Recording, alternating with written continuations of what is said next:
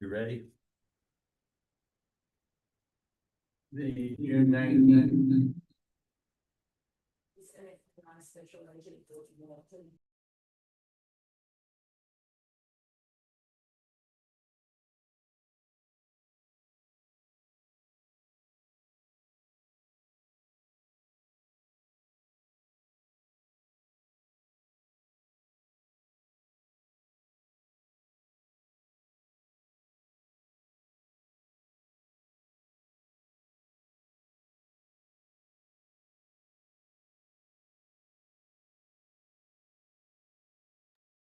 Sorry, guys.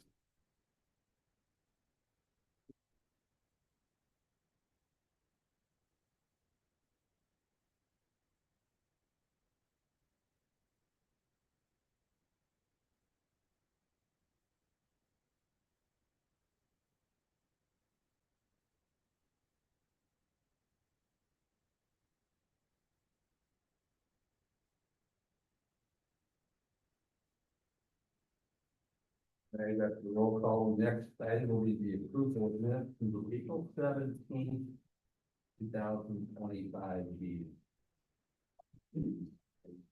Everybody said a chance to review them, but anybody like any comments, the corrections that we have. Hearing none, I'll accept the motion to approve the minutes from the April 17th, 2025 meeting. I'll make a motion. All second. Maybe second, all in favor, say aye. Aye. Opposed? Abstain.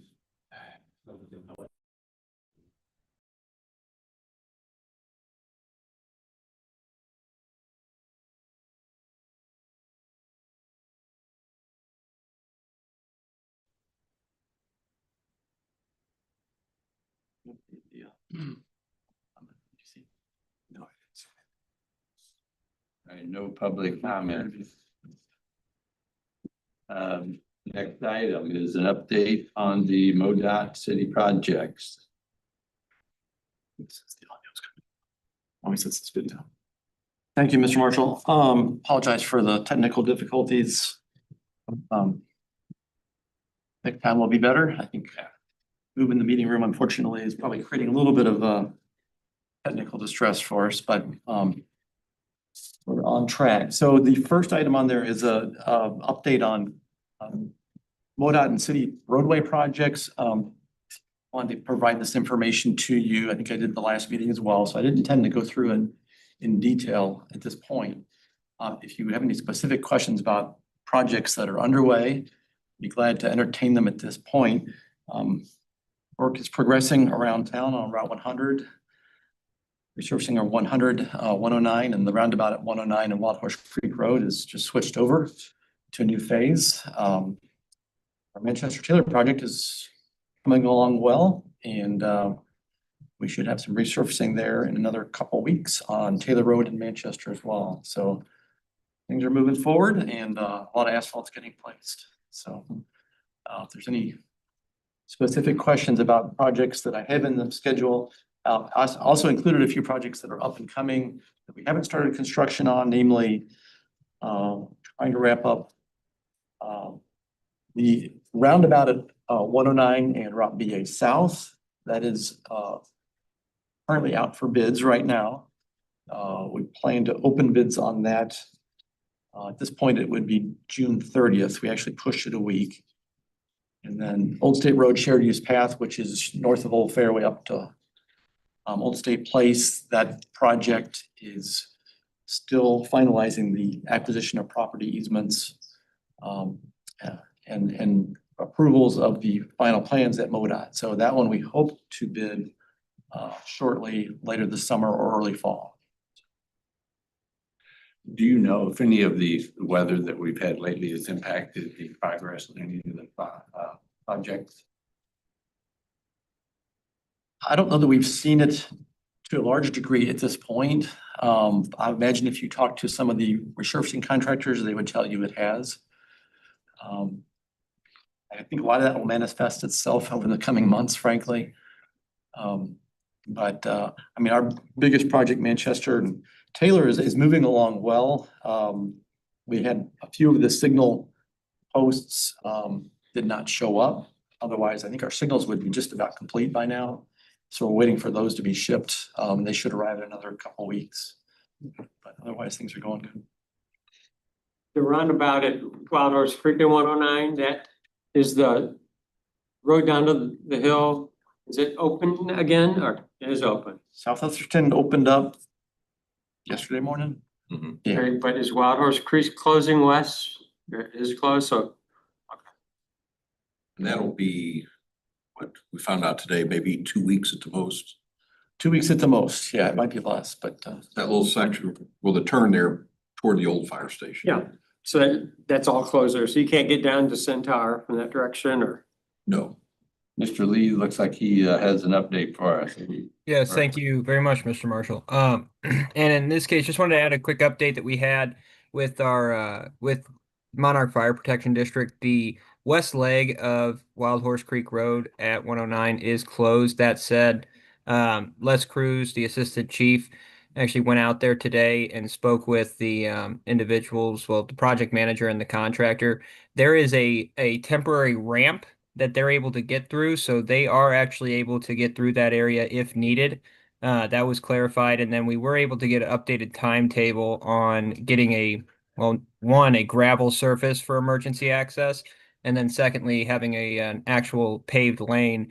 They're anticipating the gravel surface to be put down tomorrow to have something where they can get over it. And then the pavement will be put in on Saturday, and then it has to cure for 2 days. So we're anticipating that late Monday night or potentially Tuesday morning, they'll have one lane that'll be open for emergency access only. But for 2 weeks, it's going to be July 2nd's the hope date that they're putting out there, that they've communicated with the fire district and the city. But we just got off the phone actually with Mr. Cruz, and we appreciate their swift action there. Thank you. I have something related to the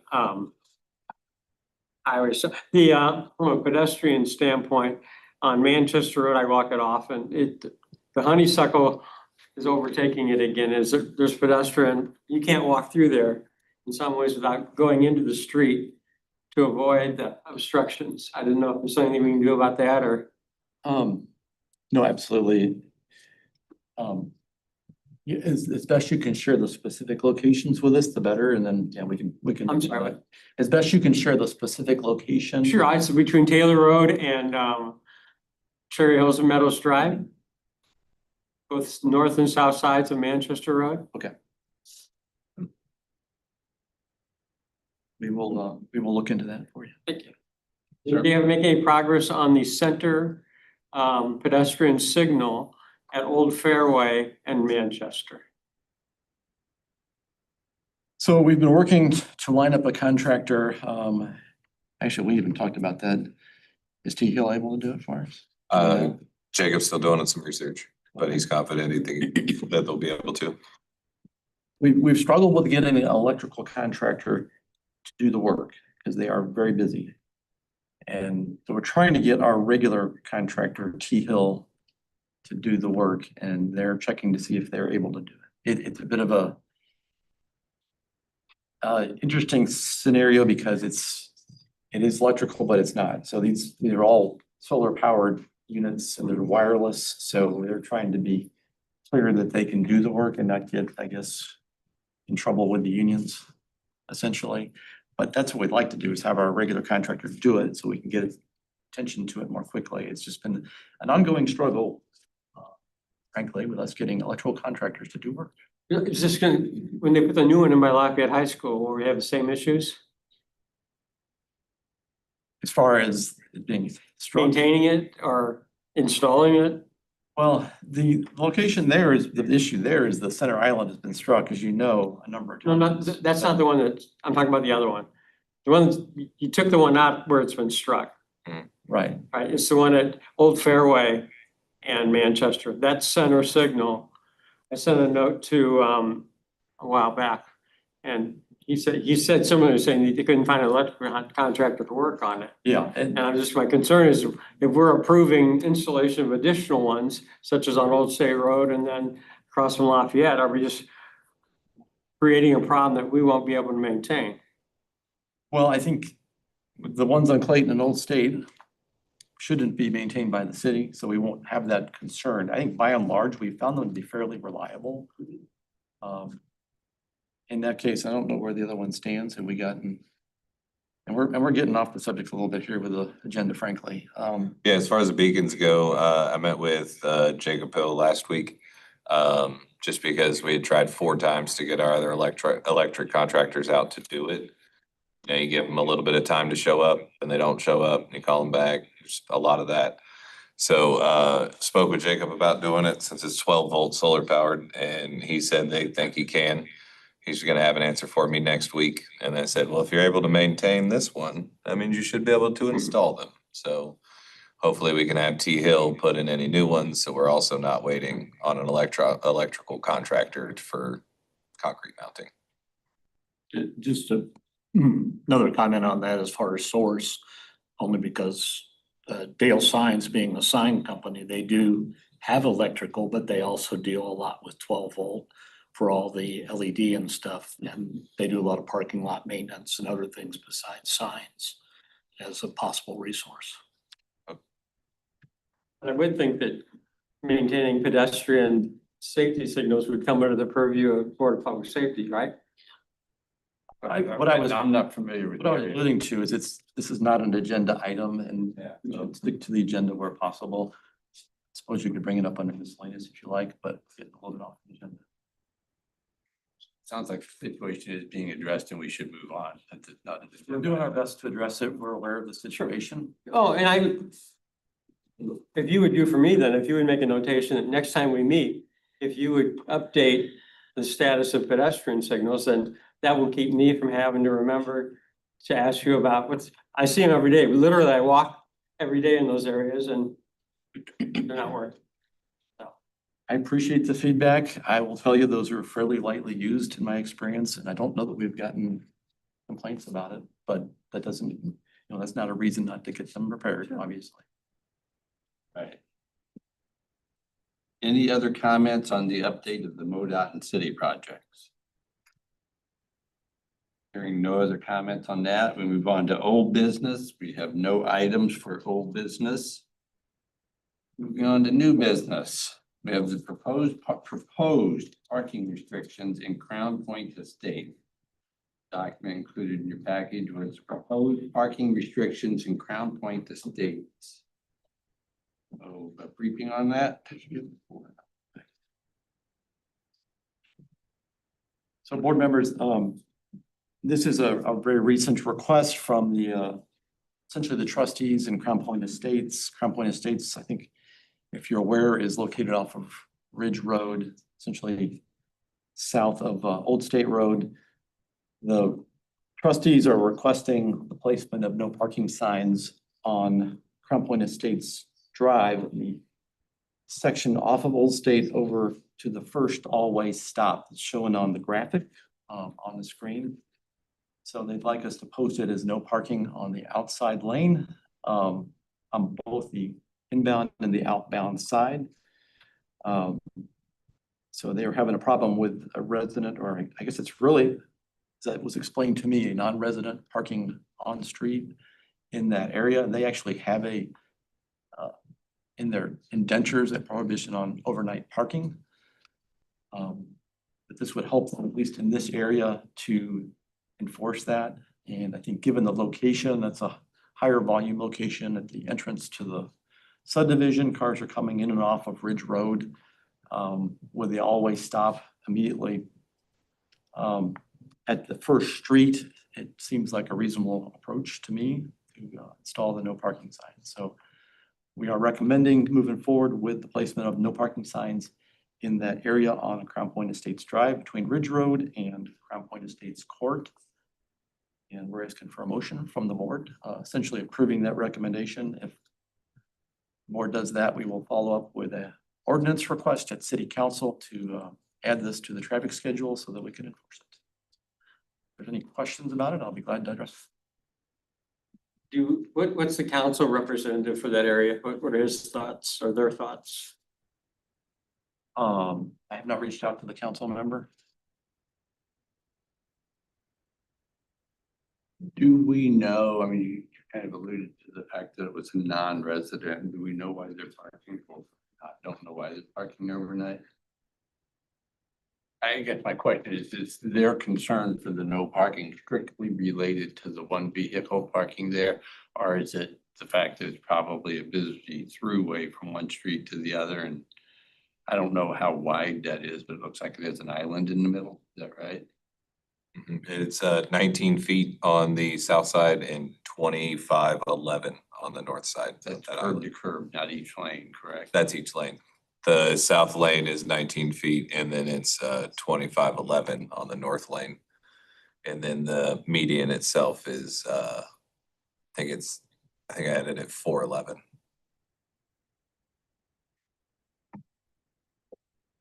So I guess my question would be is the car that's parking there, does anybody know who it is and they don't live in the subdivision or? It just seems goofy that if somebody's parking there, we don't at least know who it is. And honestly, if it is a public street and they're parking there for 8 hours, but if they're parking there for over 24 hours, I don't think that's allowed. But I'm just wondering if the person realizes they can't park there. Nobody's probably told them. I guess I understood. Well, I mean, you can speak to From that. what I could bring up the request, but from what I understood it, the parties wanting the signs and the person parking has talked a few times. I'll bring up the request itself. And is it just parked? So is it overnight parking then as well? So it's not as though it exists presently and we just need to put the signage up. So this person's in violation of the rules. We want to make some new rules that prevent him from parking there. Well, by placing the sign, the city and the Wildwood precinct could enforce the restriction. So right now, there's no restriction in front of it.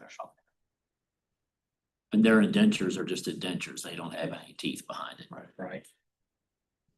Take a small claims court. And I'm not real familiar with this area. I mean, I guess my question would be, do we have other valid reasons for incurring the expense and the time and effort to put up the parking signs other than the fact that somebody's parking or one person is parking their vehicle?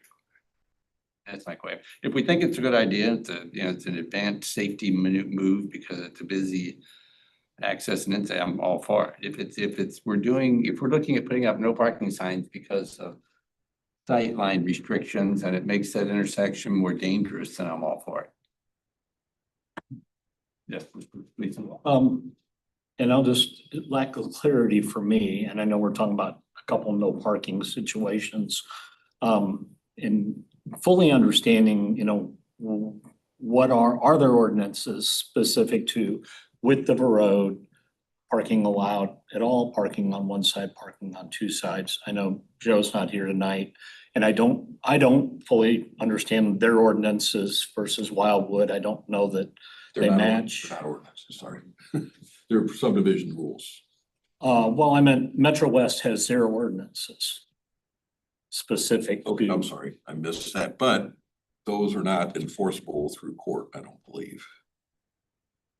We do not enforce Metro West's ordinances effectively. That's right. I was really just trying to understand if there's some standard to width.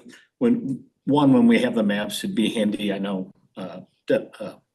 Dustin just read off the widths, but to know what those widths are when we're looking at maps would be beneficial. I mean, when I look at that, obviously going out's wider. Coming in was 19 foot. And I guess I think of a pumper truck or whatever coming in, if a car's parked there, that's pretty cramped in my mind, but I that's what I don't know. I'm kind of trying to better understand role and expectation there. I think the code says you have to provide 10-foot clear, otherwise you can be ticketed. So inbound lane would be more, I guess, the primary concern from that standpoint than the outbound lane. But they're both obviously the most busy section of road in that subdivision. So everyone's coming and passing this from one entryway and that's it into Crown Point Estate. So everyone's coming and leaving in that location. Well, and in previous discussions that this committee had about gates at the entrance to subdivisions, one of our standing points was we don't want to do anything to restrict the egress or regress of emergency vehicles. And if we feel like vehicles parking on this section of the road would impact the delivery of services to the neighborhood, then I'm all intent, you know, if we're doing it for a public safety reason or a bona fide safety, I'm okay with it. I don't want to do something like this on behalf of the subdivision because they don't want these trucks parking there Yeah. because they just don't want there. Any precedents here? Have we done this? I don't know if I can draw upon a specific example that I could quote you, but certainly we have numerous parking restrictions throughout our neighborhoods, but And it seems like a good idea that Marshall brings up. Perhaps we should be surveying all the streets in the city to see where there are similar situations that because of the possible restrictions that we post no parking. It just seems like we're doing this for one person. Part of it. well, again, the HOA trustee brought this to us, so in theory, they reflect the views of the subdivision residents, but I mean, certainly we have restricted parking near intersections in that manner, so I think there is some precedent with that. Do you know, I know you said it was on the inbound. Can you Parking kind on the of, south side. can you kind of show where it's been occurring? I didn't get a description of exactly where it was at. It was just along this lane. Yeah, Cause you got the stop sign, so hopefully they're not pulling up and blocking the stop sign. You're not allowed to do that, so. It's narrow, it's just such a short section. It's kind of sad to think that you gotta post 6 no How long ago parking did signs. this complaint come in or this request? It's very recent, actually. Yeah, I think in the last week. Do you want, I'll make a suggestion, if you want to defer, and I'll have somebody try and look into this and figure out which side of the road, what's the real issue, who this person is, why they're there, that type of thing. It sounds like it might be, you know, a visitor or a relative or a friend or something like that, you know, this is not in front of someone's house. If they're parking anywhere, they're parking alongside of one of those houses, I'm guessing. Well, if I read the commentary correct, it says that they have approached the individual who doesn't seem to care, so. and doesn't Councilman Galani live in the subdivision? I think he probably does, yeah. He does? I would feel better if I had at least his input on his thoughts on this. And if- So my recommendation, Mr. Yeah. Mark, would be to postpone this. As of this point, I don't think we've been contacted about anything related to this. If the board would like to postpone this, that is certainly fine. I make a motion to postpone this agenda item. I'll second that motion. Second, so we have a motion made by Mr. Loyal and seconded by Mr. Marshall to postpone this to a future meeting with additional information to occur. All in favor, aye? Any opposed? If the guy's just parking it there because he's carpooling with or somebody, I wonder why he just doesn't park over to school or something. Yes, he'd probably get a ticket parking it to school. leaving it. My guess is whoever he is meeting with there doesn't want him parking in front of their house. Oh, that would be my guess. That's a very good point. You know, they don't want the truck sitting in front of their house all day. But you guys, your team will try to figure it out, so, all right. You forward that thing to me or copy it or whatever. All right, next item on the agenda is the proposed parking restrictions in Windsor Crest.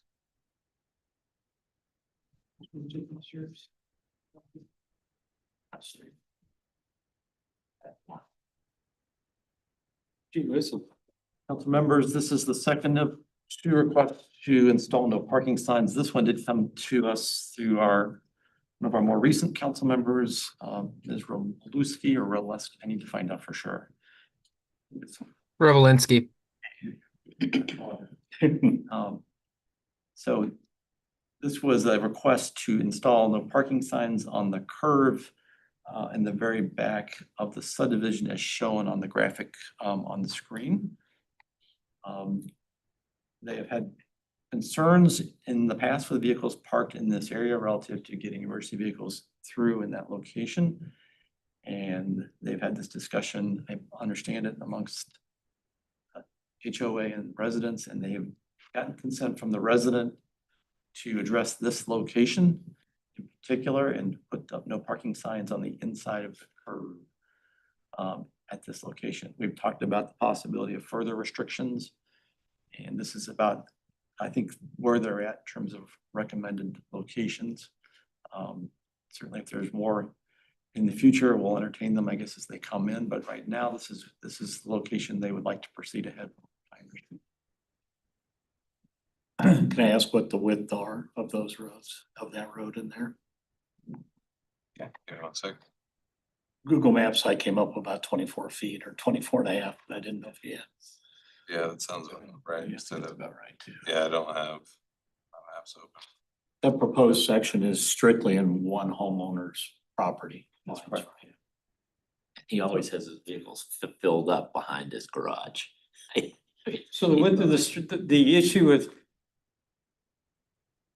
or emergency vehicle access would be the same, and the streets are the same width throughout the entire subdivision, right? Right. So it's, is it the curvature in that area that makes it special, or should it be that way on at least one side of of all the streets? Well, quite frankly, if Joe was here, he'd tell us that he'd prefer no parking on street regardless. Because that code in the International Fire Code is 26 feet 1 inch for parking on one side only. Yeah, I'm just trying to figure out why it's just this corner that, I think it's probably a good idea, but why are we, I think she could get the property owner to We say could that get he the wanted consent of the to property owner sign on primarily. his. Is that a street down the middle? with the issue It's like an alley. is throughout. Oh, yeah. Yeah. And it's bad. Drive on, right? So why not we? They're all rear entry garages. Yeah. So they don't have Alley any for front rear entry entry It garages. is the alleys, I know. And all of them have a driveway along with their garage, I think at least park 2 or 3. But there's still a lot of cars out on the street. Yeah, I drove through there the other night. I guess where I struggle is we're gonna take one person's property and make it no parking where the street's the same width, the curve on the top's the same exact curvature. That to me is, if we're gonna do it, it should be more uniform than just more or less one person's property. We're saying you can't park in front of their property. Driving through there with the car on where they did park across from each other. Being in a truck, I'll tell you, it was tight to go between 2 cars because in some places they park right across from each other. And Plus, right now, they're still private, aren't they? The alleys are private, the streets we maintain, they're public Okay. streets. And this is on the street. Yeah, this is on the Okay. street. correct. I would entertain that we mark one side of the entire subdivision as opposed to just one corner. Well, I think you were hinting around at this earlier, Mr. Loyal, when you're talking about the fact that taking a fire truck down straightaway is one thing. Taking it around a curve is a whole different animal. So, I would see, as Mr. Gleason said, if there are vehicles parked in that circle, especially if they end up on both sides, that's gonna pose ingress and regress problems again. Okay, well, I agree. All the with idea- circles. I agree with the idea of hitting one side of the street all the way down.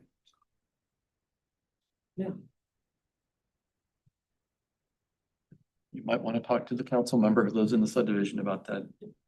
Okay. Yeah, that's all I'm gonna say. Understand. Well, if they are really unhappy with that, I mean, go with the arc of the street from the last house on this side.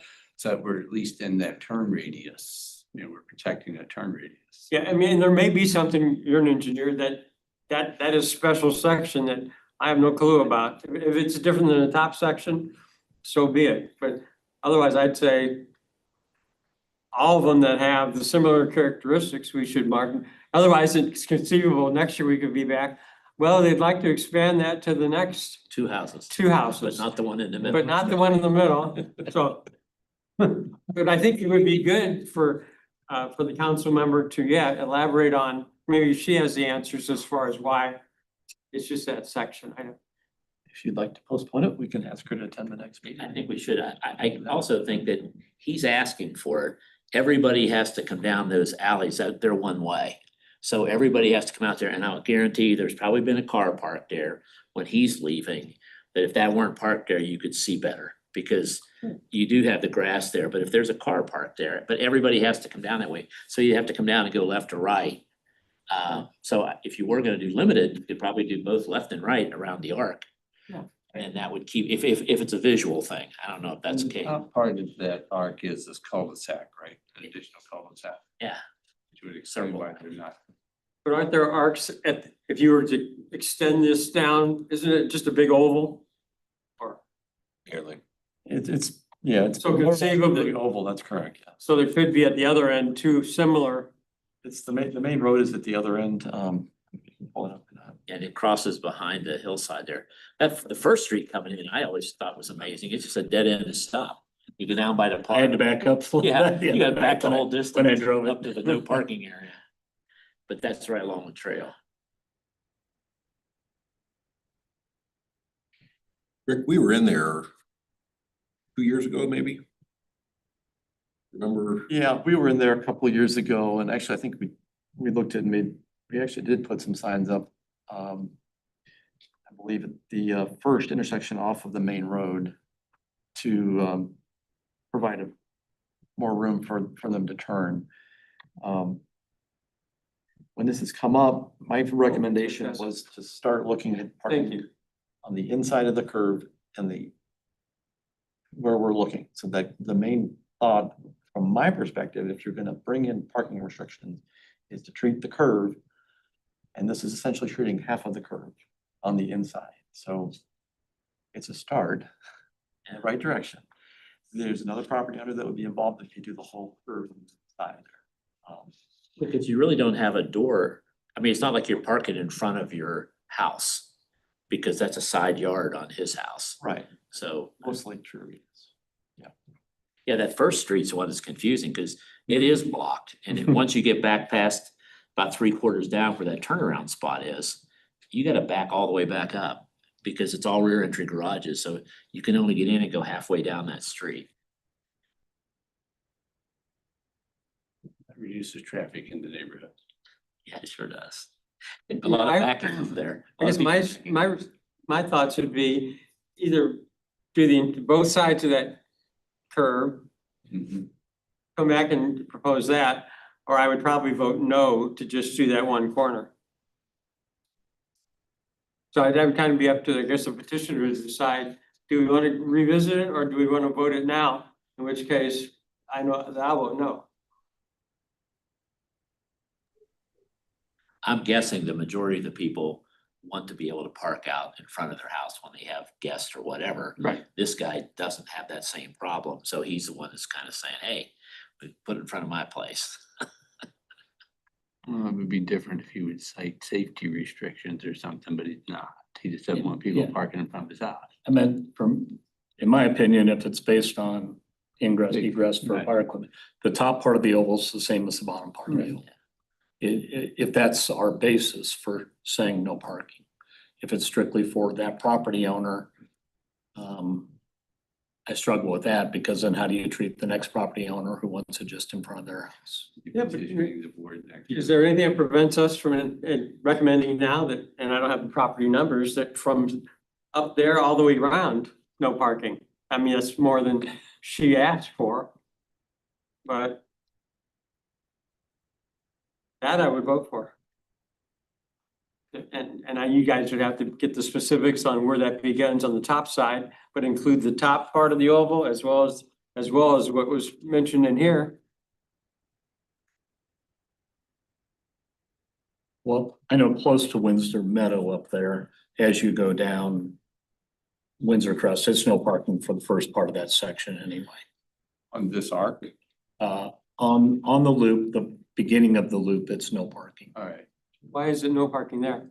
I think because of the corner, making the corner Yeah, I think we allow allowed that more room. in past years, yeah. Is that something 90-degree corner there. at some point in the past that's been, That's a little playground there, right? Well, this did come up, I don't know when it was, 2 or 3 years ago, in the subdivision, and at that time, we talked about restrictions, and that's what we settled on was in the very early, in the vicinity of the main road, we did put, I don't have the number of the restriction in hand, but we added signs, put a restriction in at the very top of the street off of Windsor Meadow Boulevard.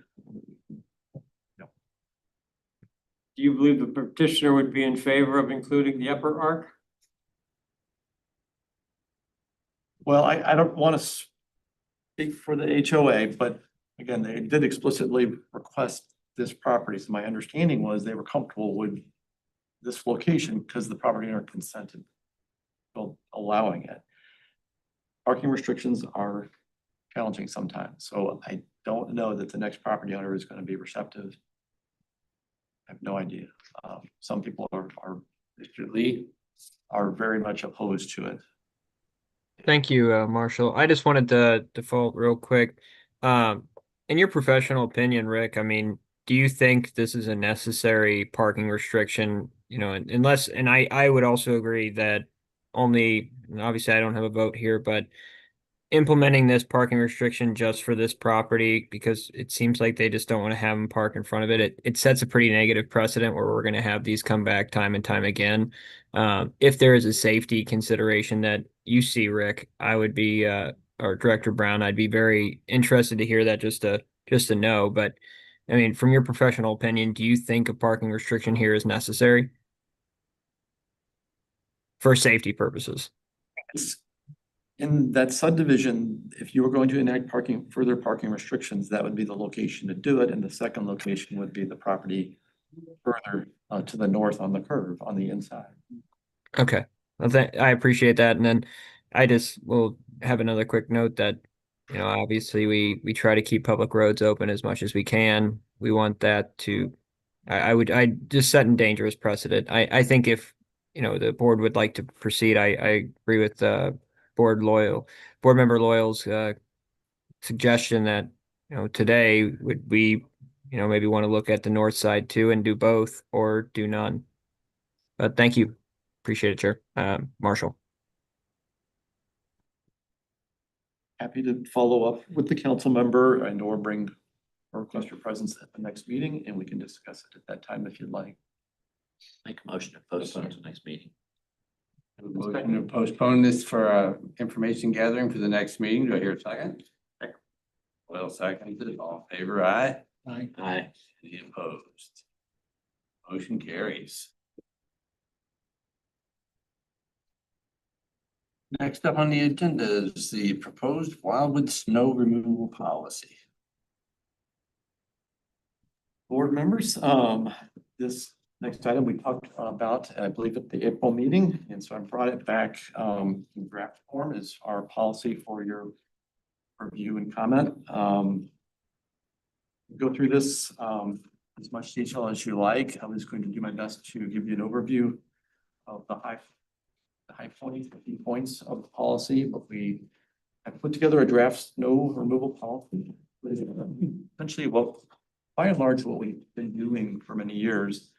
And I think it would be helpful to do this just to ensure better continuity between our contractors and transparency with elected officials, you know, boards such as yourself, and residents. So I'd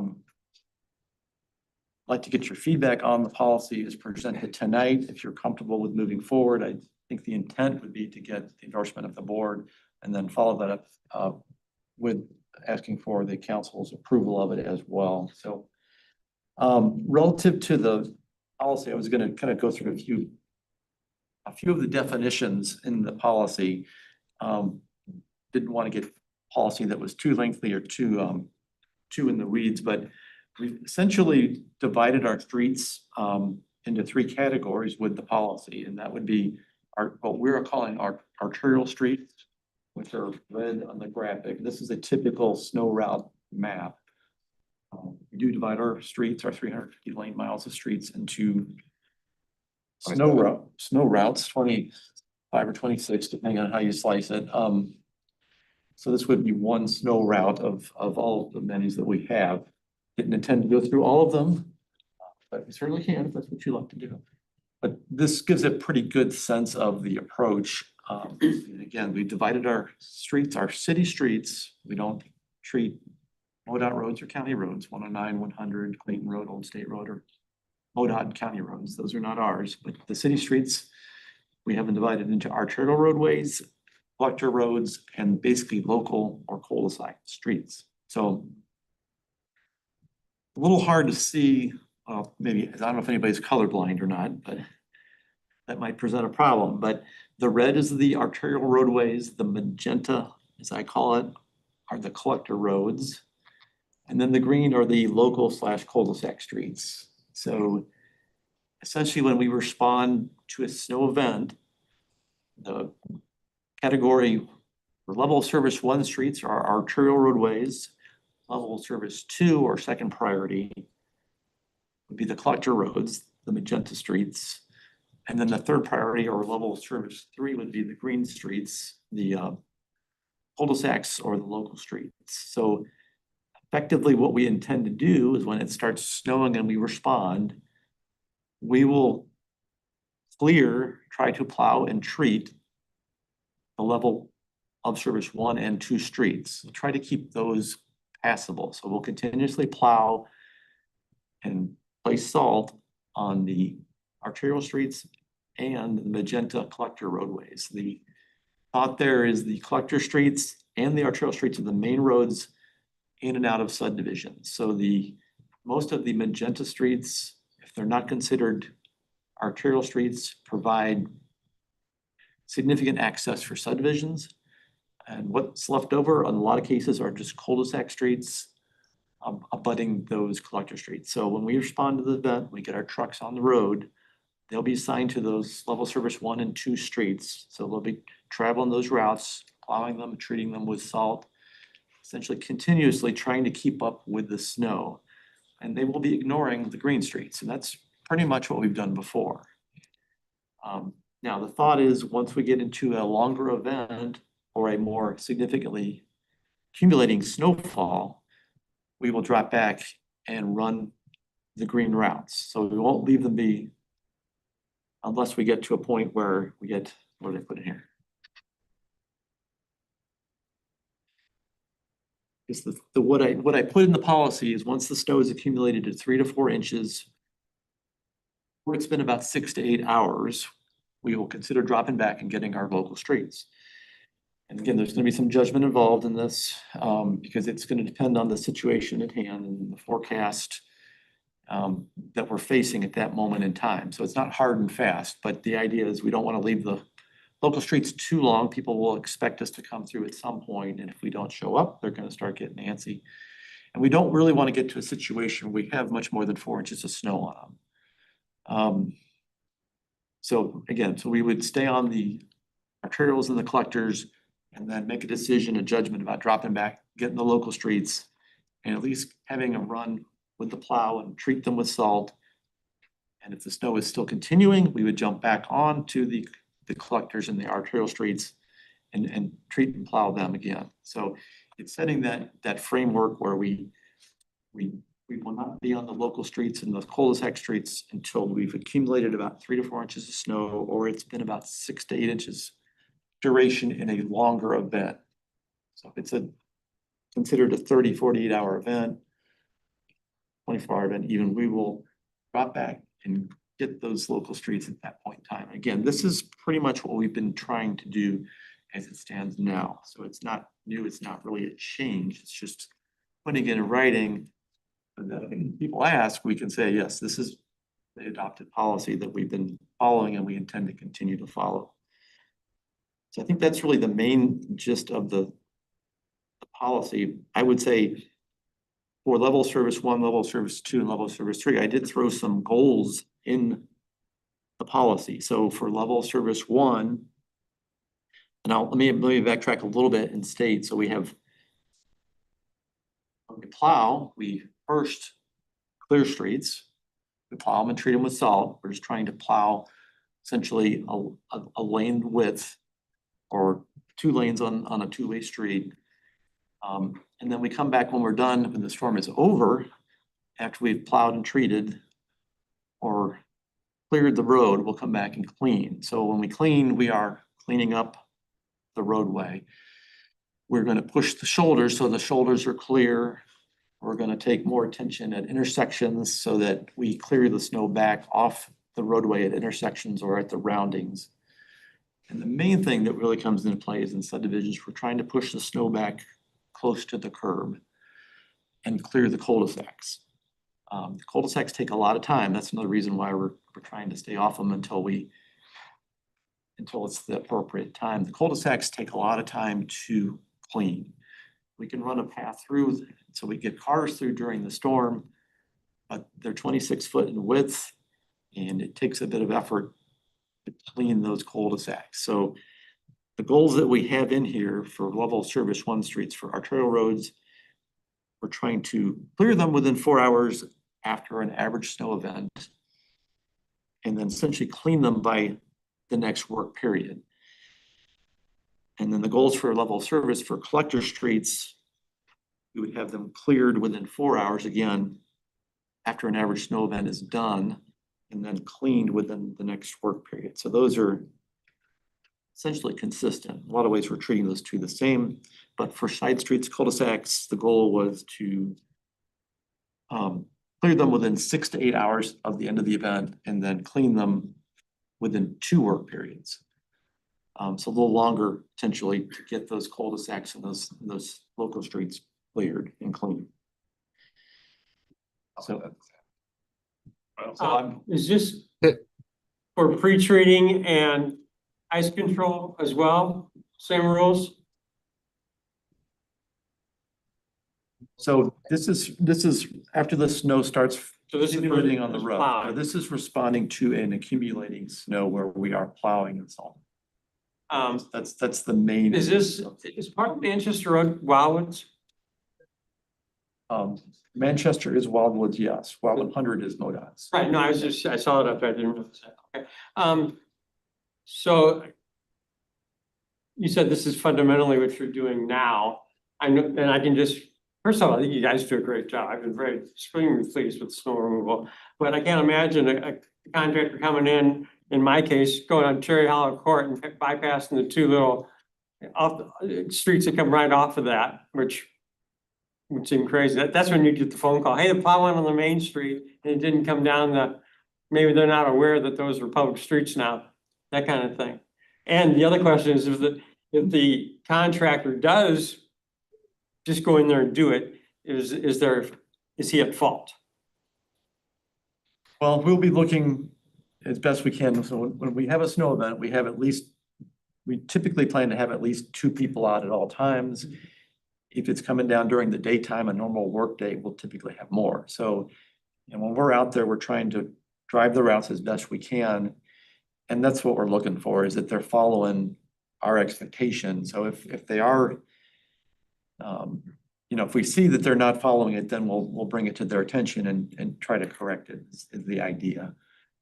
We can't be on every street. No, I think, like I said, I think you've done good. I guess I'm curious, I think it's probably good to have a policy, but have there been areas that haven't been attended to because for some reason there's been concentration in the lower priority streets? Like I said, I think you've done it. Have you gotten complaints that it's not getting done? I can, Rick, if you don't mind, I can jump in there. After that, it's okay, if that's okay. Generally, I would say, no, we don't get complaints. We did have a storm this winter. And we had questions about why we didn't come back and treat our local cul-de-sac streets. And it was a larger snow event and it was intentional. Now, there was other issues that came out of that storm, but by and large, I think people understand it and they don't question it. This is just putting it in writing. So if we get a new council member, we can say, look, this is how we've been doing it. This is what we brought to council and this is what we've agreed to do. It's just memorializing it. So it's in black and white and Okay. we've Do you foresee on a typical future snow event that someone, and you can certainly use my street for an example, will have lesser service than they had this year based on your new policy? No, I don't. This is not what the intent is by any stretch. We're not trying to reduce service to anybody by doing this. It's just trying to put it in black and white. Well, first, I definitely think it's a great idea to have a policy, a written document. I think it's a great job of putting one together. I know a lot of work goes into that, having written policy within a corporation before. and trying to prioritize. I always called it the expect and inspect, which especially since we're using subcontractors, they own something, they know what they're supposed to do, and you're able to inspect it. So I think having consistency and, as you say, a written policy, here's what we're doing. Times it'll have to be, I'm sure, changed, but I think it's a great idea and I applaud the document you put together. Mr. Lee, have your hand up? Thank you very much, Marshall. And I just wanted to also echo that sentiment. I know that the Public Works team does an amazing job. I mean, these storms we've had, not only with snow, but also with other storms this year, it's commendable for sure. And in that case too, just to give a little reference here, I know it's not included tonight, but it will be included in a future legislation, probably a resolution to affirm it. But this route map is typically a larger size and it is put on 11 by 17 paper and it's actually distributed to our contractors. So they have a nice big piece of paper showing them what are those main routes and where the routes they need to be going and putting most attention to first. This is more so setting up just some expectations. I did just have a couple notes I wanted to add in there of maybe some things we could add in to before we would have it in front of council of expectations of the contractors of more so having almost like a threshold of what is a cleared street. So it's really seeing pavement 80%. I mean, Rick, I know you're the professional here, so I'll default to you, but like 80% is just a number that I've seen at other cities having theirs. Having 80% at those thresholds you said time-wise, that's what we would consider cleared at that point, so you can get a car moving through. So having some very firm understanding of that is what is acceptable to us. And if it's at, 50% of the road is not cleared, then that's when we would, call them out and say, hey, this is, you're not following our guidelines. And this is going to be obviously worked into our agreements with them as well. But I also thought it would be pertinent if we could, just because having the council's direction on it is always way better than having the staff just default. But we do get a lot of questions, and Rick, I know you could speak to this, but about driveway aprons and residents wanting us to clear things that are not public right of way. And with how expensive snow removal is, I just don't think we really want to get into that game, and potentially also noting that we don't clear sidewalks as well. So having those both understood that the city is responsible for the roads, we are going to clear the roads, but we will not, clear your driveway apron. We will not clear any personal private property that you have, landing strips. Then, so having something in there for that. Another item, and this can all be included and brought back, or we can bring it straight to the council, but having also a kind of with it being an emergency, what happens if we have a road that just got missed? The contractor, I don't expect this to happen. Our contractors are great. The team's great at getting out there and inspecting it. But if we go out there and we inspect something and it is in terrible shape, we have a road that's completely covered in ice still and it's dangerous. Having a reporting mechanism where, hey, the minute that's noted, it runs up the flagpole and then we get that out. And that kind of ties into my next item, which would be, and this would probably come from administration with the help and assistance from the Public Works Department, but having a comms plan that we have been implementing as well on the other side. We've been communicating what streets are cleared. The hope eventually is to have some type of map that would show which roads still need some attention, which roads don't. We're working on that. It's going to take some time because it's Destin here, actually, kudos to him. He's one creating these maps you're seeing now, but that would just be helpful too, to have a communications component, and then also showing at what level do we make that communication, that it goes from, the city administrator then reaches out to the council, lets them know that, hey, this street is not covered. So really, if there's still, 100% ice on a road, a major arterial or a major connector road, then that's when we would have that threshold met. And then also, one last item, maybe touching upon pre-treatment.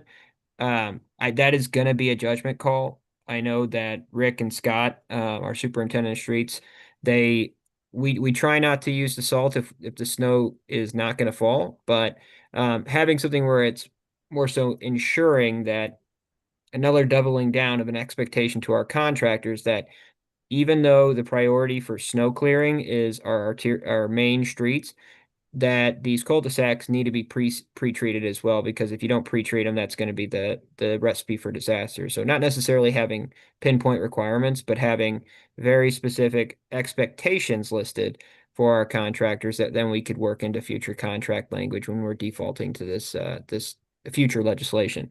And then one last item, just, and this will be a future one, we'll probably have to amend the snow route, but having the snow routes just updated on a, it could be a biannual or yearly basis, depending on when roads are coming in, could be helpful just to keep it updated. But I just wanted to provide some notes that we could kind of maybe tailor on, and a lot more of some administrative items, but just to kind of keep costs low. I do really think it's important, though. We get a lot of requests from residents that they would like us to clear their aprons. They'd like to have us clear the sidewalks next to them. And it's impossible for us to do that with the current funding constraints. Considering 350 lane miles are cleared when we have to do a significant snowstorm. I mean, we have the contractors to do it, but I really just want to be able to set that expectation and have that in writing and approved by the council, so we can defer to it when residents are saying, well, I pay my taxes and I think you should clear my driveway apron. Well, in this case, if we did that for everyone, we would lose track, and then the service that we've been providing, that I think has been excellent, could see a hit.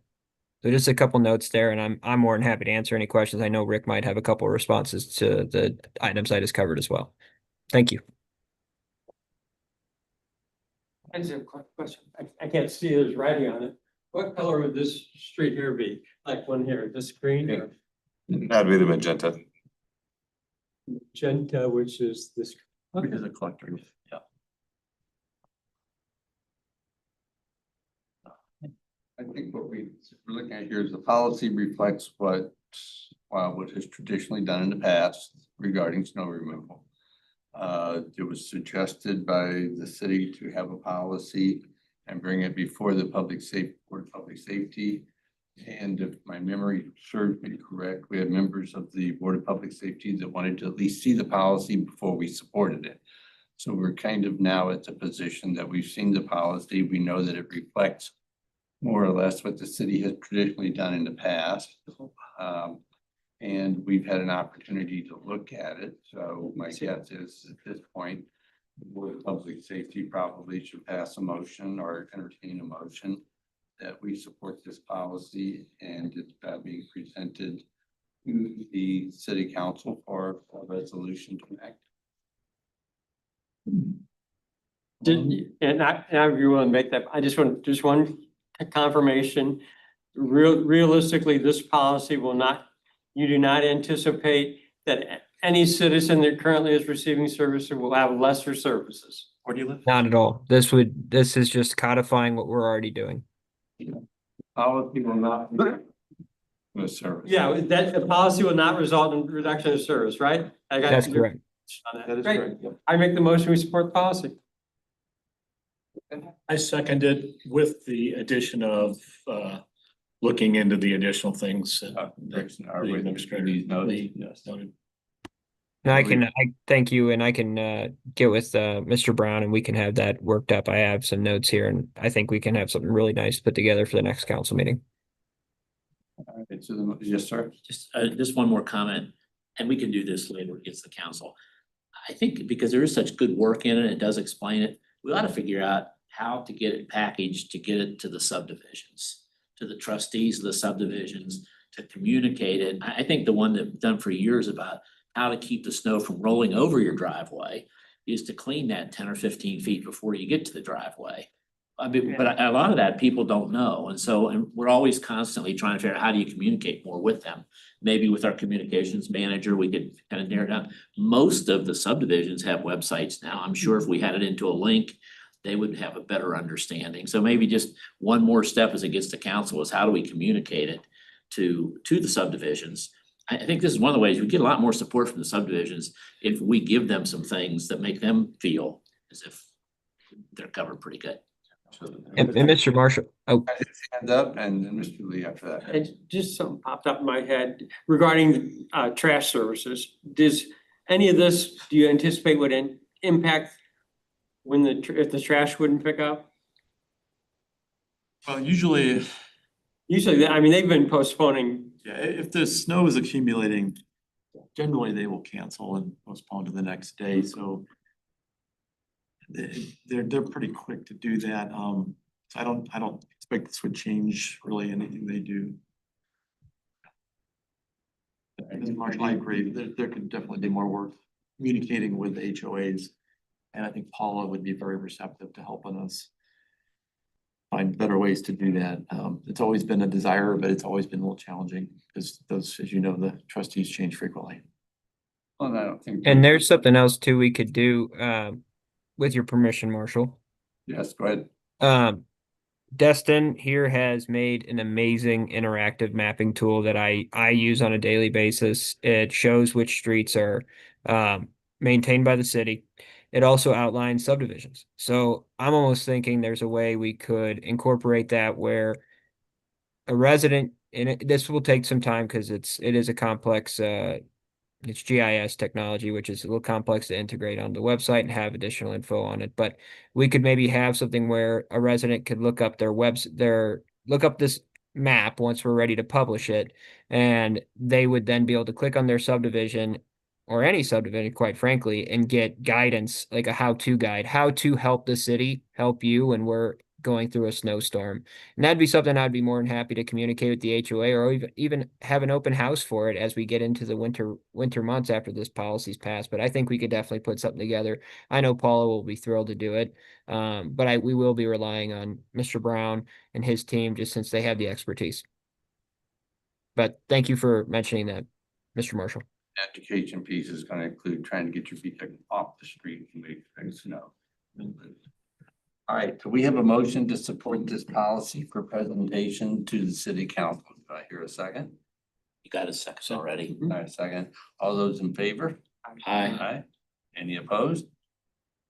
Motion carries. The policy with Mr. Lee's comments, working with Mr. Brown, will be presented to the city council. Thank you.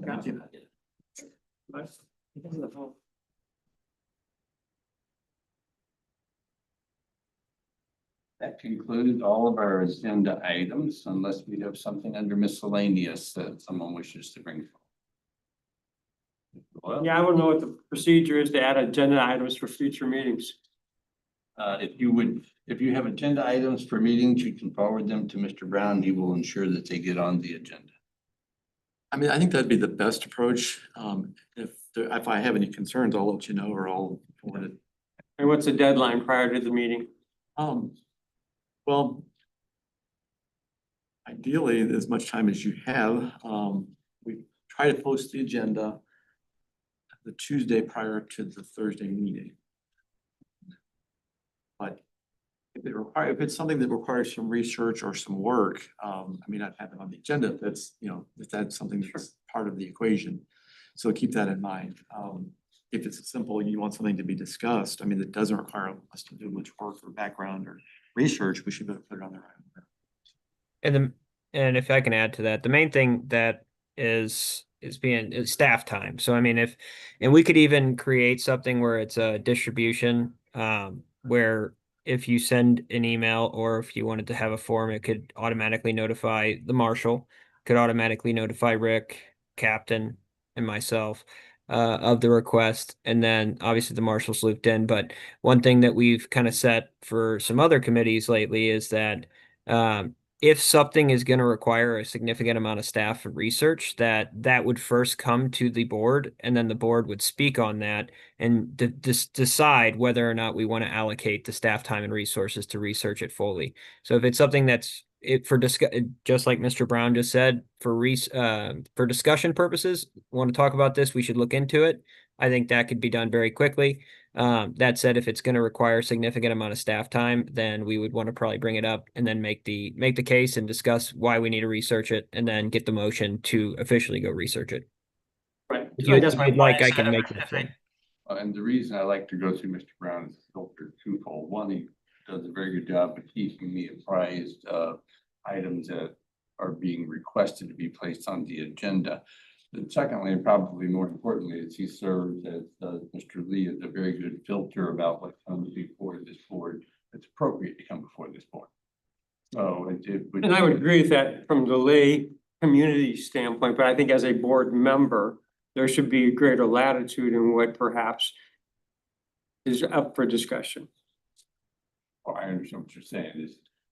As a board member, if I want to bring something up for discussion, I think I should have greater latitude and I would agree with that. Yes, as a board member, your time is valuable and your opinion is valued. And you should have the opportunity to have matters that you feel compelled to be part of a public safety arena be discussed.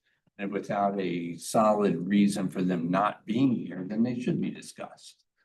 So, but if somebody wanted to come before this board because they didn't want any of the houses in Wildwood to be painted yellow, No. that's something. Or we if- wanted. And I know on Yeah. at least one of the other committees on in the city, there's a place on the agenda for that the members of that committee have an opportunity just anecdotally during the conversation of the meeting, to have closing thoughts or ideas without advance notice. And I wonder if that's possible. Miscellaneous. Miscellaneous probably good. So miscellaneous is that, Miscellaneous that would fall, and I think Mr. Lee brings up a very good point. Understanding that if I drop a bombshell on this committee during miscellaneous, that requires a lot of oh, sure. effort by the city of Wildwood to either establish that it is a valid claim or develop possible solutions. I guess what I just don't want is being told that you talk about something that's not on the agenda. Well, I think that in your defense, I would say, yeah, you bring it under up with miscellaneous items and with the understanding that in some cases, it might require the city to do a lot of investigative work for it to have, us to have manageable information to work. Oh, absolutely. The topic. If it's brought up under miscellaneous, in theory, you all should not be making decisions on it because it hasn't been on the agenda. So if it's a matter that requires a decision or an action, then it should be on a subsequent agenda. So are you suggesting that miscellaneous items are not actionable? Not during that meeting. They're not. Is that by policy or Robert's Rule of Order or what? I think it's Robert's Rule of Order. Well, it's Well, more of you- a I mean, sunshine, it's more of a sunshine law requirement that you're taking action on a matter that's not on the official agenda, so the public has no opportunity to be informed of it. That is correct. So the way it is a public notice issue. So if under miscellaneous, we want to have a discussion, there can be an action taken on it. If you bring up an item right now and say, hey, we'd like to look at parking restrictions on X street under miscellaneous, and the group says as a group and a body says a motion to say, let's go ahead and do that.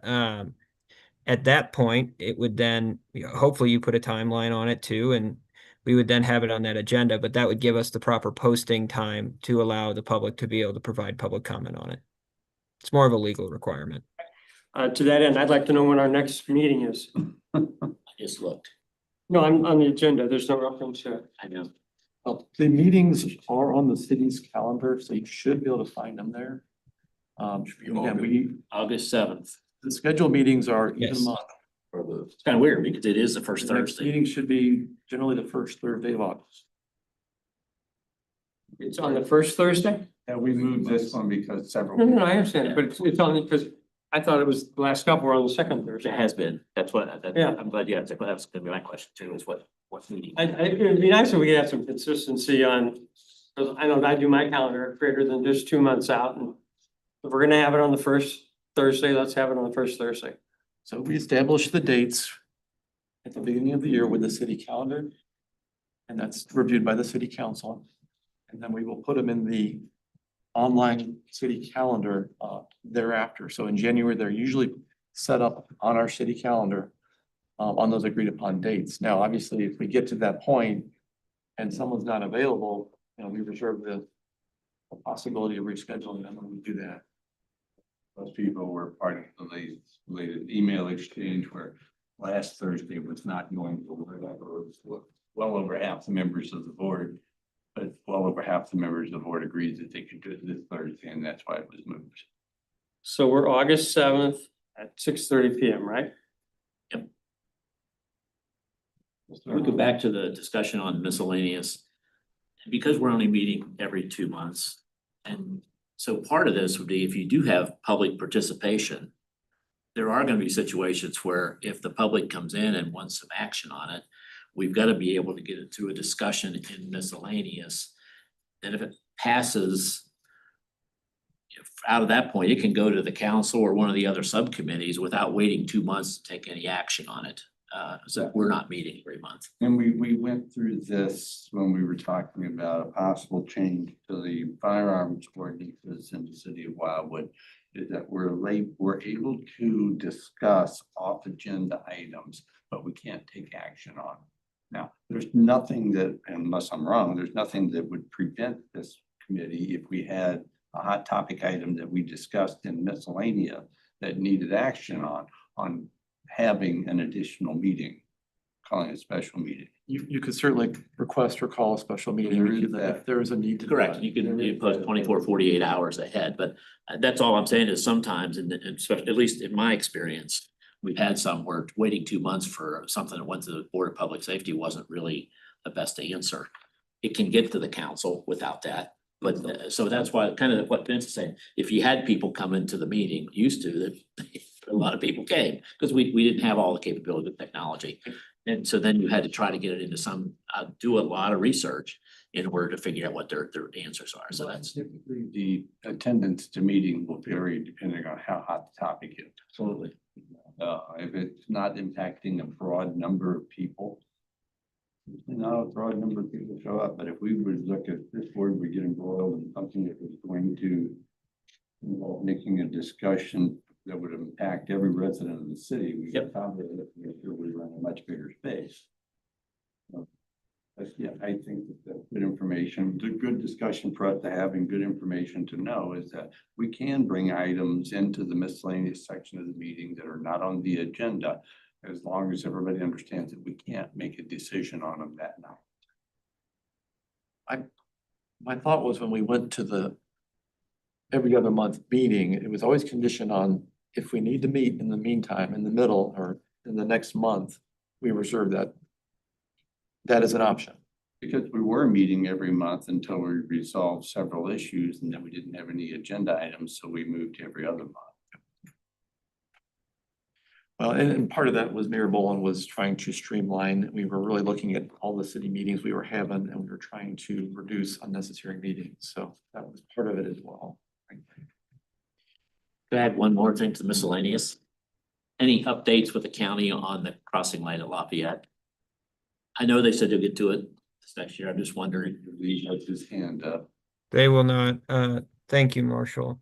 Contact has been made within the county. Obviously, I know everyone here knows about the fact that they will have it done before 2026, and it's been added to their official schedule. Additional conversation was had. There was a different subject we were discussing about putting a sign on Old State at the time, but we got into that conversation, and they reaffirmed that they will not have it done prior to 2026. They're hoping to have it done in the late spring months of 2026 is the earliest, and they said it's not going to be a day before that. Are they communicating that with the school board or are we? The department's communicated that to the residents impacted, and Rockwood School District knows about it as well. Thank you. Thank you. I have one item, the request was made, contact the fire chief at Eureka Fire District. I have done that. He was not available this month, but certainly for August. Any other topics for discussion? If you don't mind, Marshall, I just wanted to add one other item, and I just wanted to get the board's take on it.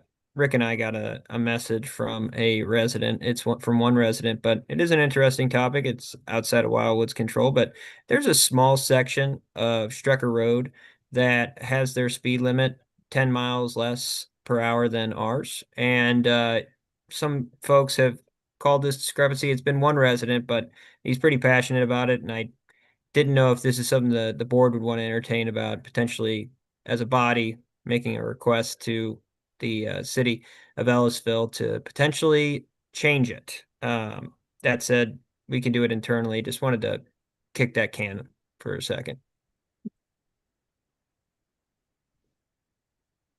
I I know Rick's laughing in there. I could see. I understand the request, and I would be curious from the city of Ellisville, and I'm sure they would provide us with the information. Even though the speed limit goes down by 10 mph at their city limit. And for the last 150 feet of that road, or whatever it is, I would be curious how many tickets, if any, they've ever written there. And in their defense, they could throw back our very argument that the reduction in speed limit is because it's a 90-degree turn followed by a 90-degree turn. And they're slowing down traffic as a safety measure. So it's higher in Ellisville than it gets. No lower. Slower. No, it's lower. Yeah. A lot of the, well, I don't want to go there, but anyway, so.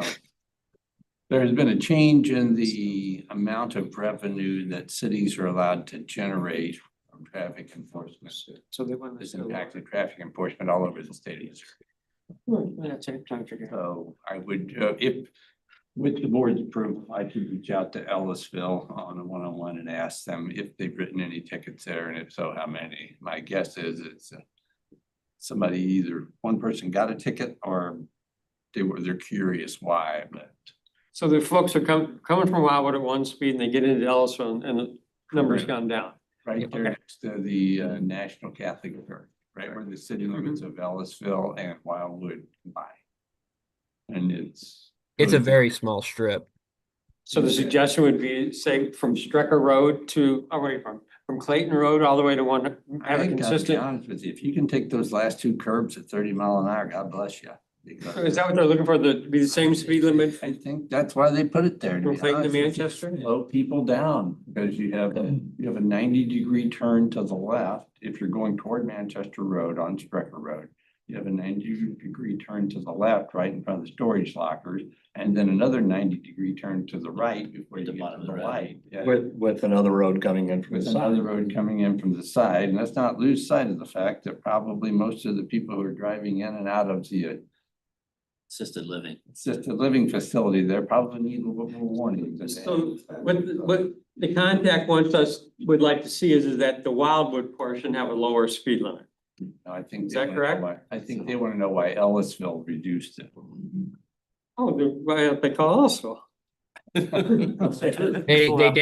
did call Ellisville there, and I've reached out to the Ellisville city administrator, and I'm waiting to hear back from him, but he had messaged them back that this comes up from time to time and that their city council is reluctant to change it. So I've asked for some additional background info. I can report back, but overall, I didn't want to get ahead of myself and spend too much time on this. If this is something we just don't even want to poke around, then I can report back that, hey, our Board of Public Safety doesn't even want to poke around with this. We'd ever I suggest. would, my own personal opinion would be is I don't know that the Wildwood Board of Public Safety wants to interfere with the public safety measures of another city. I can relay that back to the resident. Thank you. But it wasn't a decision. Do I? It wasn't a decision to do that. That's even out loud. Just confirm, yeah. Yeah. On behalf of the Board of Public Safety. Hearing no further items, I'll accept a motion for adjournment. Motion to adjourn? Second? And his motion, Mr. Royals, seconded. All in favor, aye. Aye. All opposed? Nay.